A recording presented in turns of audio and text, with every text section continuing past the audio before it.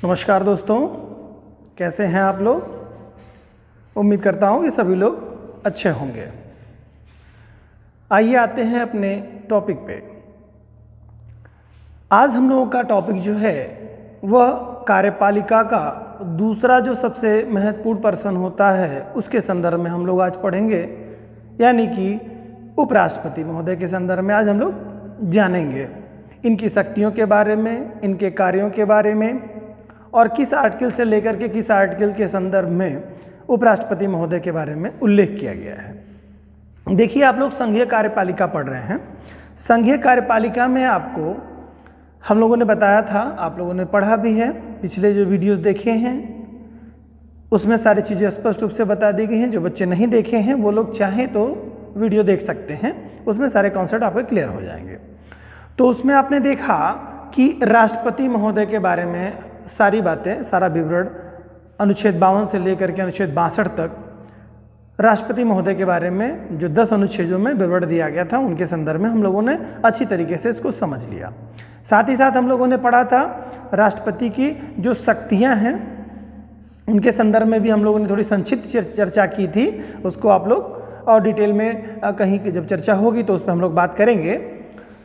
बहरहाल हमने संक्षिप्त रूप में इसको बता दिया था।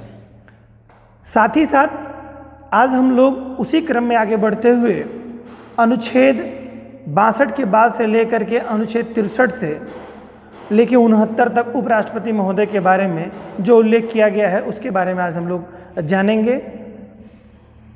साथ ही साथ उपराष्ट्रपति महोदय का क्या रोल है, भारतीय संविधान में कब से यह पद सृजित किया गया, क्या मूल संविधान में यह पद था या नहीं था, ये तमाम सारे विषयों पे आज हम लोग चर्चा करेंगे।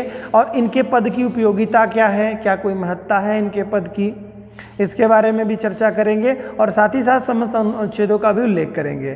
तो ये जो संघीय कार्यपालिका है इसके जो दूसरे सबसे महत्वपूर्ण व्यक्ति हैं वो उपराष्ट्रपति महोदय हैं। इनका संविधान में एक विशेष स्थान है। देखिए, कार्यपालिका में जो वरीयता क्रम में व्यक्ति बताए गए हैं, राष्ट्रपति हैं, उपराष्ट्रपति हैं, मुख्य न्यायाधीश हैं, ये जो क्रम आपका है उस क्रम का भी आज आप लोग थोड़ा बहुत अनुभव कर पाएंगे।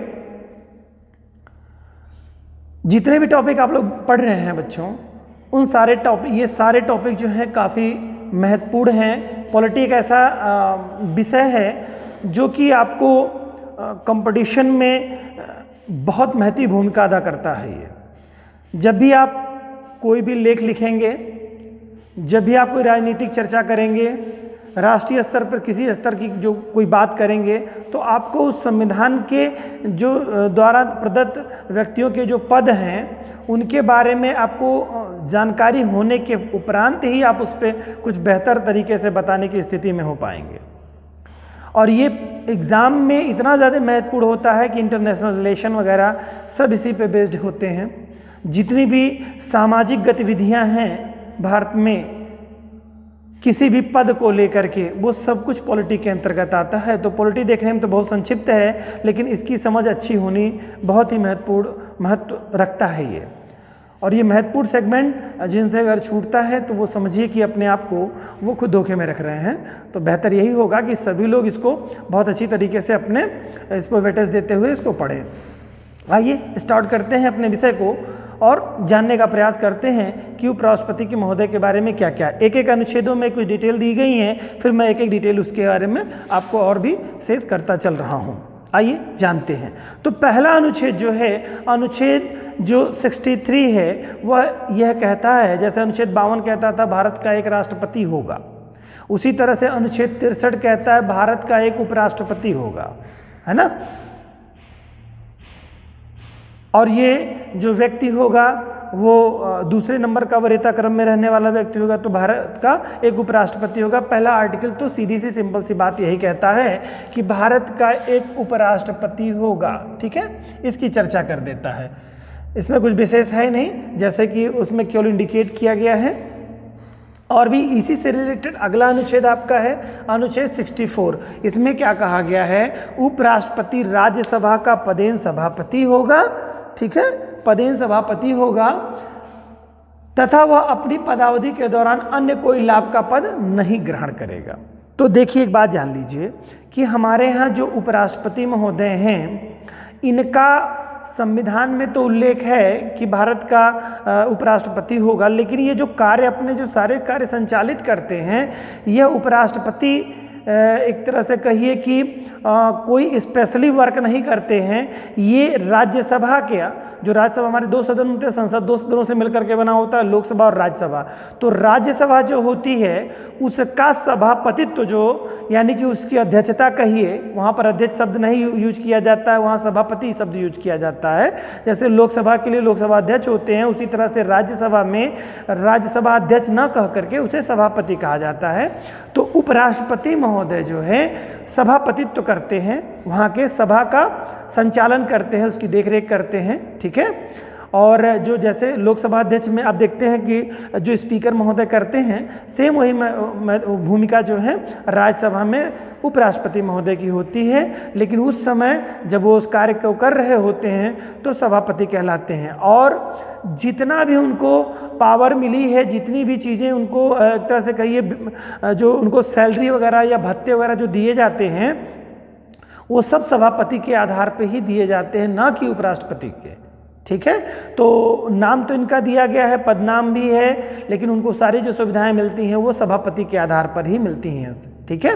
तो ये बात है। तो इसमें यही बताया गया है अनुच्छेद 64 में यही बात कही गई है कि उपराष्ट्रपति राज्यसभा का पदेन सभापति होगा, एक्स ऑफिस चेयरमैन होगा, ठीक है, तथा वह अपनी पदावधि के दौरान कोई लाभ के पद पर नहीं रहेगा। तो लाभ के पद में जो राष्ट्रपति महोदय में हम के टॉपिक में हम लोगों ने उल्लेख किया था, जिसमें देखा था कि लाभ के दायरे के अंतर्गत कौन आता है, तो संघ सरकार की संपूर्ण नौकरियां, राज्य सरकार की संपूर्ण नौकरियां, और जो अर्ध सरकारी जो संस्थाएं हैं उसमें अगर कोई पद पर है, इन तीन संस्थाओं से जुड़ा हुआ कोई पद पे अगर कोई व्यक्ति है तो वो लाभ के पद के दायरे के अंतर्गत आता है। आप इसको समझ लें।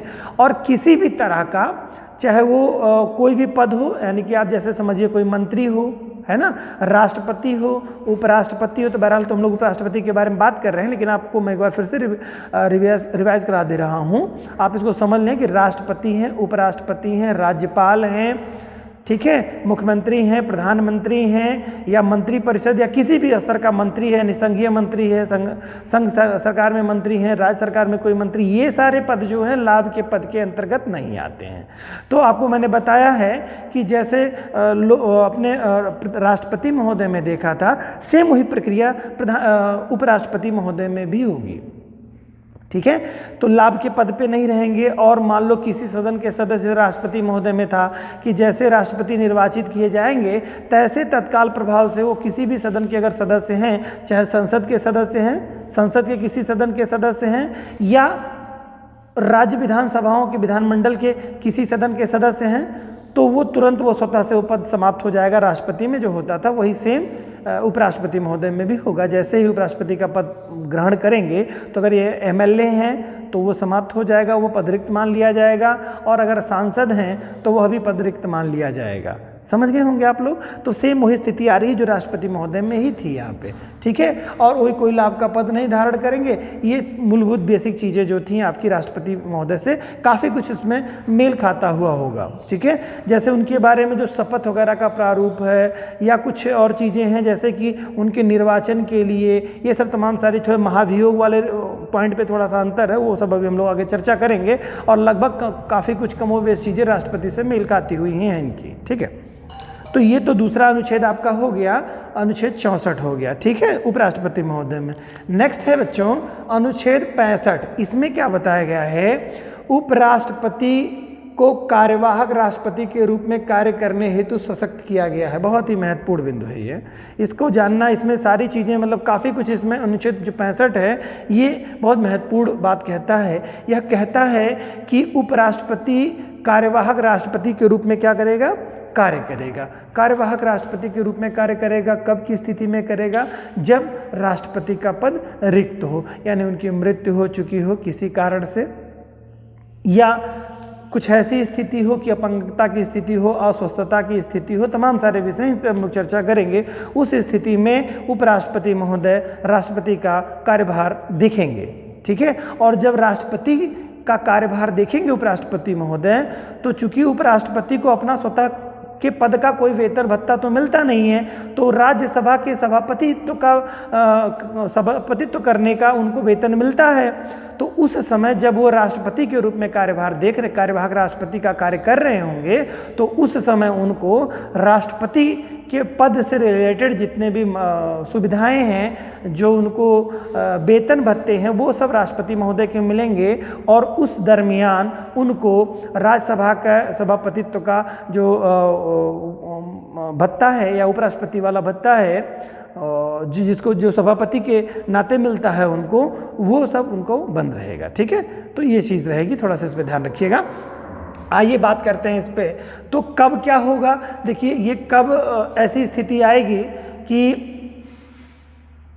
उपराष्ट्रपति राष्ट्रपति हो, तो एक तो सबसे सामान्य सी बात है कि जब कोई मृत्यु हो जाए, या कोई ऐसी स्थिति आती है कि राष्ट्रपति महोदय अपना त्याग पत्र दे देते हैं, ठीक है, या महाभियोग की प्रक्रिया लगा करके उनको तत्काल रूप से हटा दिया जाता है। तो देखिए, राष्ट्रपति, मैंने आपको बताया था कि एक ऐसा मतलब ये पद है राष्ट्रपति का कि जो कभी भी रिक्त नहीं रहता है, उसकी रिकवरी ज़रूर हो जाती है किसी न किसी दूसरे व्यक्ति के लिए। अभी आगे इसका भी उल्लेख किया जाएगा कि मान लो राष्ट्रपति नहीं है तो उसकी जगह पर उपराष्ट्रपति महोदय हैं, संयोग से मान लिया जो उपराष्ट्रपति महोदय भी नहीं है तो उसके तो फिर क्या होगा, तो उसके लिए मुख्य न्यायाधीश महोदय आ जाएंगे, और संयोग से मुख्य न्यायाधीश महोदय भी नहीं है तो सुप्रीम कोर्ट के, मतलब ये बात हो रही सुप्रीम कोर्ट की, सुप्रीम कोर्ट के जो अन्य न्यायाधीश हैं, मतलब अन्य न्यायाधीश हैं मतलब जो वरिष्ठतम न्यायाधीश हैं, वो इस चीज़ के कार्यभार को देखने लगेंगे। ठीक है, किसका कार्यभार? राष्ट्रपति महोदय का कार्यभार देखने लगेंगे। आइए थोड़ा और जानते हैं इसके बारे में।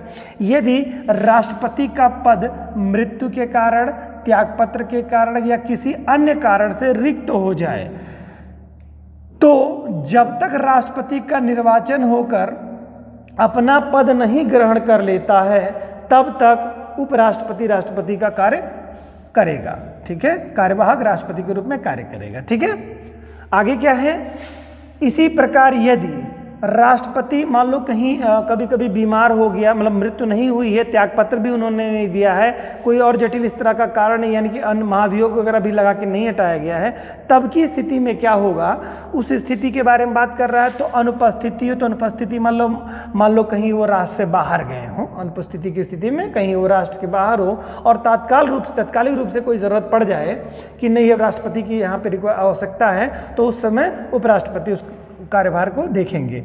बीमारी की स्थिति में, ठीक है, या किसी अन्य कारण से अपना कार्य करने में असमर्थ हो जाएं, तो उसके सभी कार्य उपराष्ट्रपति द्वारा किए जाएंगे जब तक कि राष्ट्रपति पुनः अपना कार्यभार ग्रहण नहीं कर लेते हैं। समझ गए होंगे आप लोग। तो ये बिंदु ध्यान रखिएगा कि अगर कहीं अस्वस्थता की स्थिति में या अनुपस्थिति की स्थिति में या कोई और कंडीशन ऐसी हो रही कि जो अपना राष्ट्रपति का कार्यभार वो नहीं देख पा रहे हैं, तो उस स्थिति में जब तक वो अपना कार्यभार पुनः आकर के देखने नहीं लगेंगे, तब तक की स्थिति में वो कार्यवाहक राष्ट्रपति, उपराष्ट्रपति जो है राष्ट्रपति के रूप में कार्य करेंगे, तो कार्यवाहक राष्ट्रपति कहलाएंगे उपराष्ट्रपति। ठीक है, इसके साथ ही और क्या बात है इसमें, राष्ट्रपति के रूप में कार्य करने के दौरान उपराष्ट्रपति को वही उपलब्धियां, भत्ते और विशेषाधिकार प्राप्त होते हैं जो राष्ट्रपति को प्राप्त होते हैं। मैंने भी आपको उसके बारे में जिक्र किया था कि सारे जो भी हैं, जो अधिकार राष्ट्रपति महोदय को होते हैं, जो फैसिलिटीज राष्ट्रपति महोदय को मिलती हैं, सेम वही फैसिलिटी किसको मिलने लगती हैं, उपराष्ट्रपति महोदय को,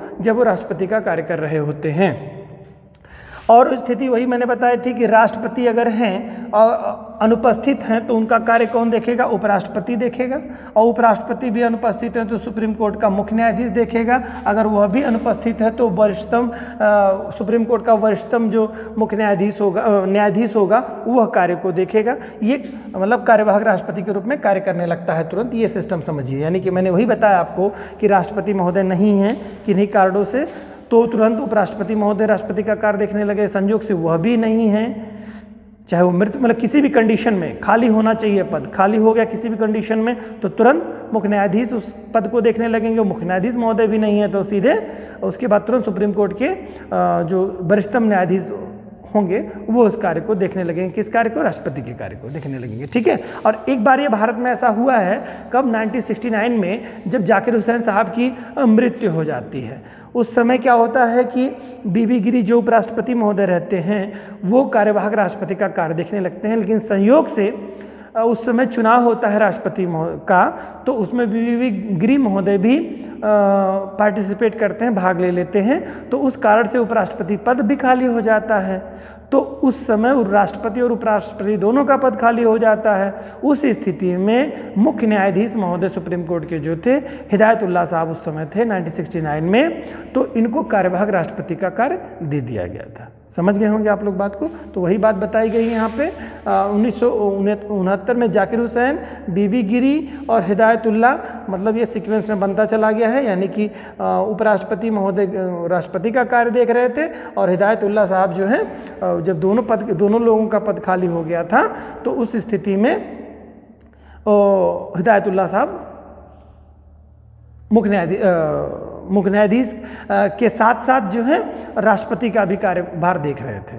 ठीक है, तो ये बात थोड़ा सा ध्यान रखिएगा कि कैसे कैसे क्रम क्या बना चल रहा है इसमें। आगे देखते हैं बेटा, जब राष्ट्रपति का कार्यवाहक उपराष्ट्रपति के रूप में कार्य करता है तब वह राज्यसभा के सभापतित्व के दायित्व का निर्वहन उपसभापति द्वारा किया जाता है। हाँ, ये भी देख लीजिए कि जैसे जब उपराष्ट्रपति महोदय राष्ट्रपति का कार्यभार देखने लगते हैं तो उस समय जो राज्यसभा के सदन की कार्यवाही होती है, यानी कि उसका संचालन की अध्यक्षता जो करते थे, सभापतित्व जो करते थे, वह कौन देखेगा? तो उस समय उपसभापति उस कार्य को देखने लगेंगे। समझ गए होंगे आप लोग, उम्मीद करता हूँ इस बात को। तो ये काफ़ी कुछ बातें इसमें थी कि कैसे कैसे कार्य हो रहा है और ये सीक्वेंस में कैसे कार्य चल रहा है, यानी कि सब बात ये देख रहे हैं कि राष्ट्रपति का जो पद है वह खाली नहीं हो रहा है, उसकी पूर्ति हो रही है किसी न किसी के द्वारा। ठीक है, आइए आगे देखते हैं। अगला अनुच्छेद जो कहता है वो क्या कहता है? 66 कहता है, 66 कहता है, उपराष्ट्रपति का निर्वाचन संसद के दोनों सदनों के सभी सदस्यों को से मिलकर के होने वाली निर्वाचक मंडल द्वारा किया जाएगा। ठीक है, अब देखो इसमें आपने देखा राष्ट्रपति के निर्वाचन में कौन कौन भाग लेता था। उसमें आपने देखा लोकसभा, राज्यसभा यानी संसद के निर्वाचित सभी सदस्य भाग लेते थे, सभी विधानसभाओं के निर्वाचित सदस्य भाग लेते थे, दिल्ली और पुदुचेरी के भी विधानसभा के सभी निर्वाचक सदस्य भाग लेते थे। ठीक है, इसके बारे में मैंने वीडियो में विशद रूप से चर्चा की है, लास्ट वीडियो में, आप उसको देखिएगा। और बताया था मैंने साथ ही साथ कि किसी भी विधान परिषद के सदस्य, किसी भी राज्य की विधान परिषद के सदस्य इसमें भाग नहीं लेते, किसके? राष्ट्रपति के निर्वाचन में।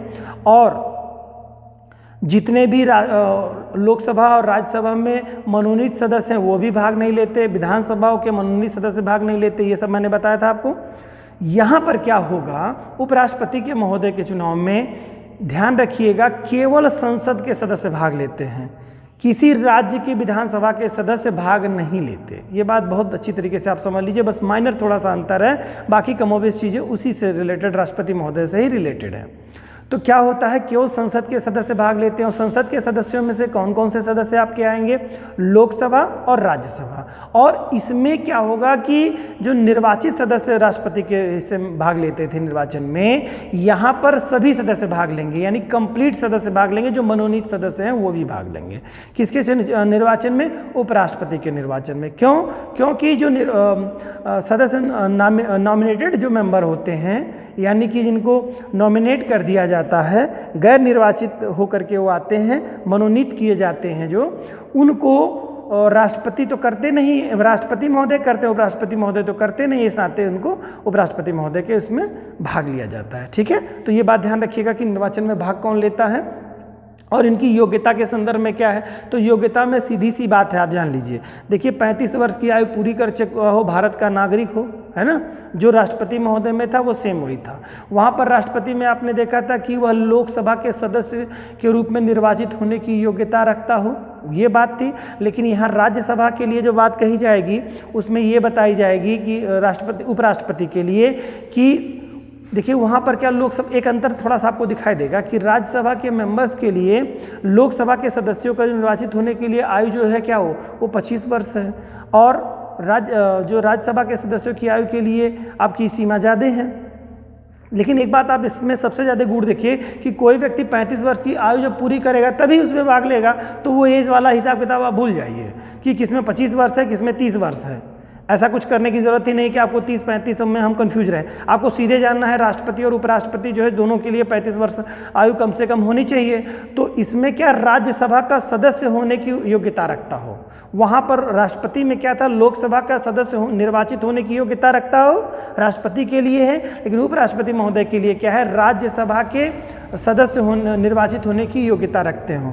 ठीक है, ये बात इसमें ध्यान रखिएगा। बाकी 35 वर्ष की आयु, भारत का नागरिक होना, ये मस्ट बात, ये सामान्य तौर से बात बताई गई थी। ठीक है, ये तो एक बेसिक बात हो गई राष्ट्रपति महोदय के निर्वाचन को लेकर के। ठीक है, लेकिन ये बताइए कि जो आपका ये निर्वाचन की जो व्यवस्था है, तो क्या ये भारतीय मूल संविधान में थी? तो आप ये जान लीजिए कि भारत का जो मूल संविधान था, वहाँ उपराष्ट्रपति महोदय के निर्वाचन की यह व्यवस्था नहीं थी। पहले क्या था कि संसद के दोनों सदनों की संयुक्त बैठक होती थी। जब आज़ादी के बाद में भारतीय संविधान में उपराष्ट्रपति का पद बना, तो उस समय व्यवस्था ये थी कि संसद के दोनों सदनों की संयुक्त बैठक के द्वारा चुन लिया जाता था व्यक्ति को, किसी को, तो उपराष्ट्रपति वो बना दिए जाते थे जो बहुमत के आधार पर होते थे। लेकिन 11वें संविधान संशोधन 1961 के द्वारा यह प्रावधान किया गया कि नहीं, ऐसा नहीं होगा, ये व्यवस्था ठीक नहीं है। और इसके बाद ये व्यवस्था कर दी गई कि लोकसभा और राज्यसभा के सभी सदस्य मिलकर के इनका निर्वाचन करेंगे। तो ये बात ध्यान रखिएगा कि पूछेगा एग्जाम में कि क्या उपसभापति के निर्वाचन मतलब जो है कि कौन कौन भाग लेंगे, यह व्यवस्था जैसे ये कहेंगे आप कि उपराष्ट्रपति के निर्वाचन में लोकसभा और राज्यसभा के सदस्य जो साथ मतलब जो है शामिल होते हैं, यह क्या मूल संविधान में व्यवस्था बताई गई थी? तो आप बताएंगे नहीं, ये मूल संविधान में नहीं था। मूल संविधान में अभी जो बात मैंने बताई वो बात थी आपकी। तो वही कह रहा, मूल संविधान में यह व्यवस्था थी कि उपराष्ट्रपति का निर्वाचन संसद की संयुक्त बैठक द्वारा होगा। इस प्रक्रिया को 11वें संविधान संशोधन 1961 द्वारा हटा दिया गया। ये जो व्यवस्था पुरानी थी मूल संविधान की, उसे बदल करके यही लोकसभा और राज्यसभा के सभी सदस्यों के द्वारा राष्ट्रपति महोदय का, उपराष्ट्रपति महोदय का चुनाव किया जाता है। ठीक है, ये बात थोड़ी सी आपको जाननी जरूरी है। इसी के साथ कुछ और चीज़ें जान लीजिए। जैसे देखिए, राष्ट्रपति के लिए निर्वाचित जब व्यक्ति होगा तो ये योग्यता तो हो गई, लेकिन उसमें राष्ट्रपति के निर्वाचन में आपने देखा था कि 50 सदस्य क्या हों, प्रस्तावक हों, 50 सदस्य उसको समर्थक हों। ये बात थी कि मतलब 50 लोगों, जैसे राष्ट्रपति का कोई चुनाव कर रहा है, लड़ रहा है, तो राष्ट्रपति महोदय में क्या था कि 50 सदस्य उसको प्रस्ताव पेश करें। ठीक है, और पहली चीज़ तो यही थी कि सदन का 1/4 सदस्य, किसी भी सदन का, वहाँ पे लोकसभा राज्यसभा दोनों की बात हो रही थी, किसी भी सदन का जो लोकसभा के सदस्यों का 1/4 सदस्य जो है जब सहमत हो जाएगा, चाहे राज्यसभा चाहे लोकसभा का 1/4 सदस्य हो जाएगा, तभी वो कार्य होता था। मतलब वो, हालांकि महाभियोग वाली बात मैं कर रहा हूँ, महाभियोग की प्रक्रिया चल रही थी, यहाँ इनके महाभियोग नहीं, आगे के क्रम में भी हम लोग बात करेंगे महाभियोग के बारे में। तो उसमें क्या था कि 50 सदस्य, मतलब निर्वाचन के लिए 50 सदस्यों को क्या होना चाहिए था, प्रस्तावक होना चाहिए, और तो 50 सदस्य उसको एक तरह से कहीं सहमति व्यक्त करने वाले होने चाहिए थे। ये राष्ट्रपति महोदय के बारे में था। 15,000 की जमानत राशि उनकी हुआ करती थी।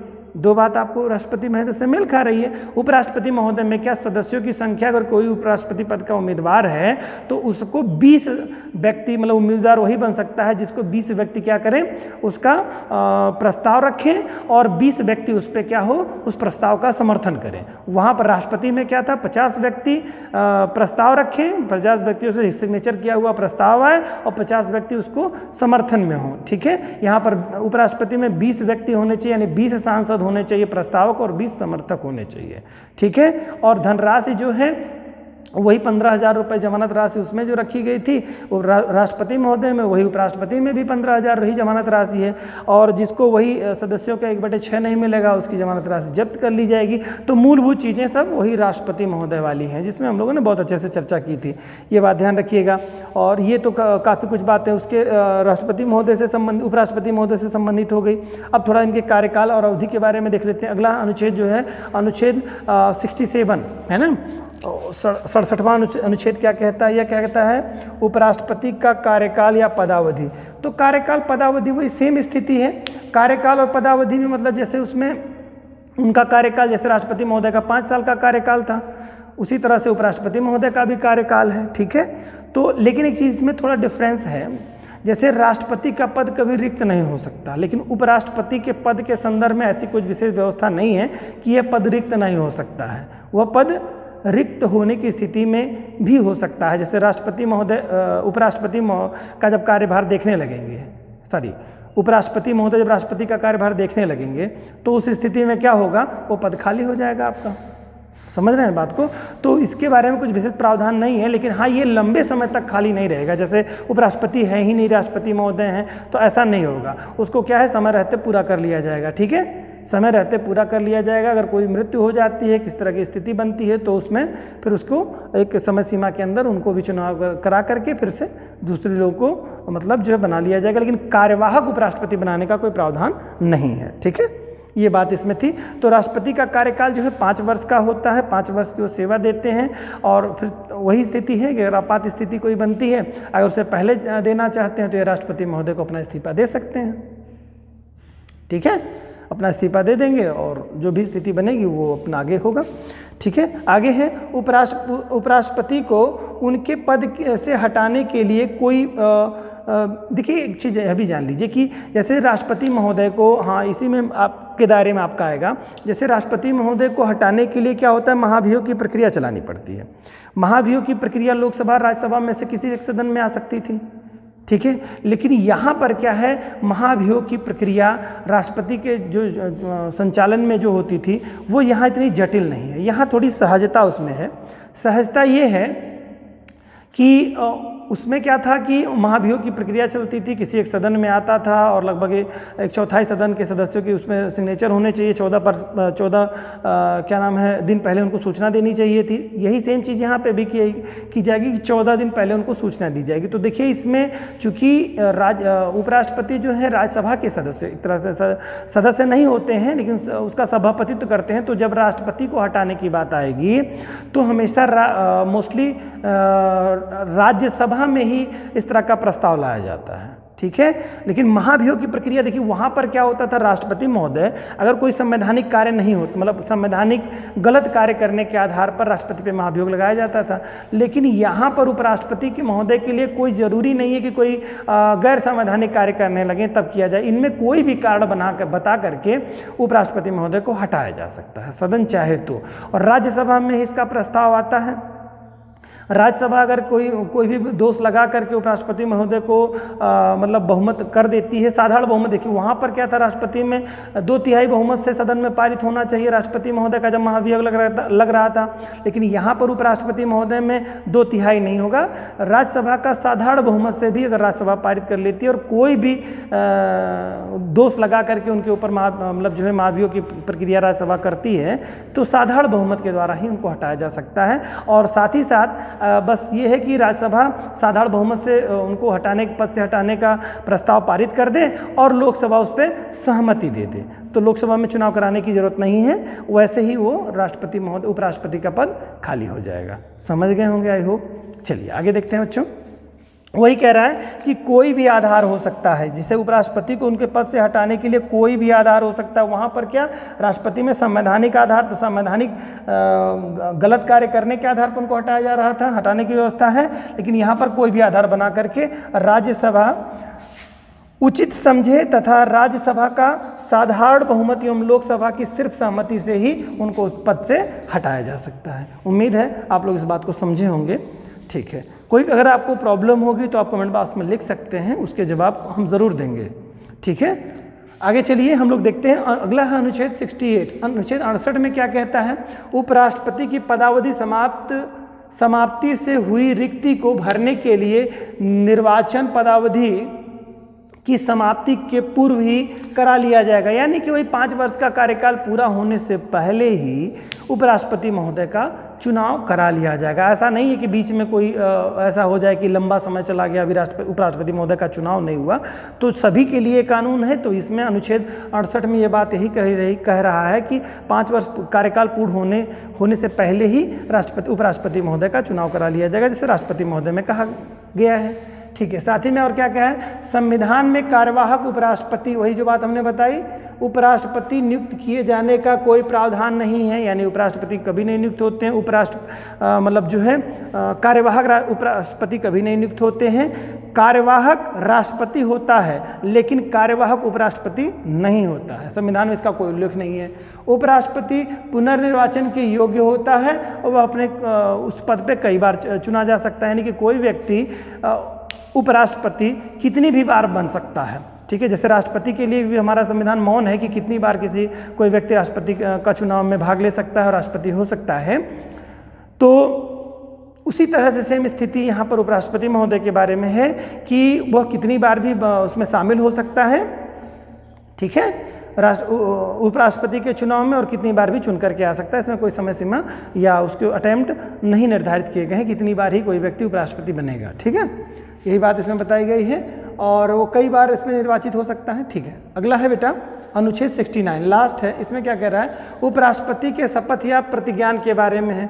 तो लगभग करीब में जो अनुच्छेद 60 में राष्ट्रपति के प्रतिज्ञान और शपथ के बारे में बताया गया है, वही उपराष्ट्रपति के शपथ के बारे में का जो प्रारूप है वो अनुच्छेद 69 में दिया गया है। ठीक है, वहाँ पर अनुच्छेद 60 में दिया गया था, किसमें, राष्ट्रपति का जो है शपथ अनुच्छेद 60 में दिया गया है और उपराष्ट्रपति के शपथ को 69 में दिया गया है।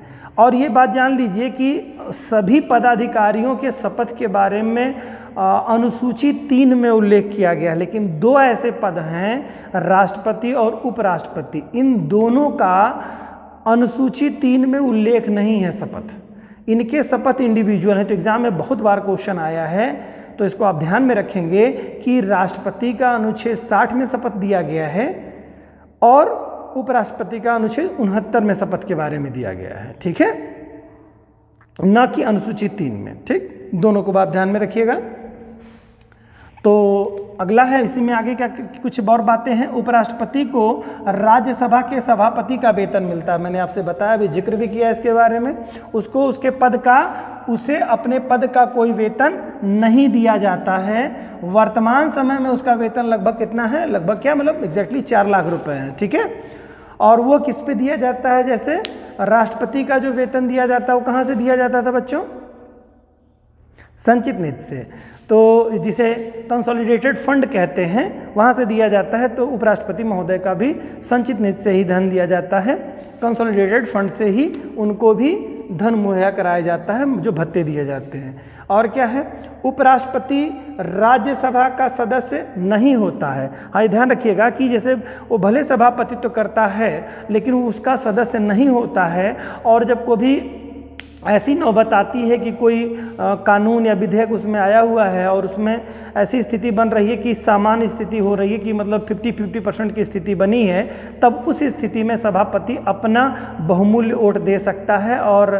कोई निर्णायक स्थिति में उसको पहुंचा सकता है। अन्यथा की स्थिति में उपराष्ट्रपति इसमें पार्टिसिपेट नहीं करते हैं, मतलब मतदान में भाग नहीं लेते हैं। लेकिन समानता की स्थिति में जब ये जज ना हो पाए सदन के द्वारा, 50-50 की स्थिति बने, तो वो अपना मत दे सकते हैं और किसी एक पक्ष में दे करके उस चीज़ को, उस कानून को पारित करा सकते हैं। ये है, तो यही बात बताई गई है। क्या है, उपराष्ट्रपति राज्यसभा का सदस्य नहीं होता है, अतः उसे राज्यसभा में मतदान करने का अधिकार नहीं होता है, किंतु मतों की समानता की स्थिति में राज्यसभा के सभापति के रूप में उसे अपना निर्णायक मत देने का अधिकार होता है। ठीक है, इस स्थिति में निर्णायक मत वो दे सकता है। ये तो आपकी थोड़ी बहुत तो कुछ महत्वपूर्ण बातें राष्ट्रपति उपराष्ट्रपति महोदय के संदर्भ में रही हैं। इससे रिलेटेड आपको बहुत सारे ऐसे प्रश्न होंगे जो कि आपके मन में और कौतूहल उत्पन्न कर रहे होंगे। लगभग कमोबेश सारी चीज़ें हम लोगों ने इसके बारे में उल्लेख कर लिया है। अगर कोई आपको कौतूहल इसके संदर्भ में है, कोई और जिज्ञासा आपको उपराष्ट्रपति महोदय से रिलेटेड है, तो आप उसको हमारे कमेंट बॉक्स में पूछ कर सकते हैं। इसके जवाब हम देंगे आपको वहाँ पे। धन्यवाद आपका।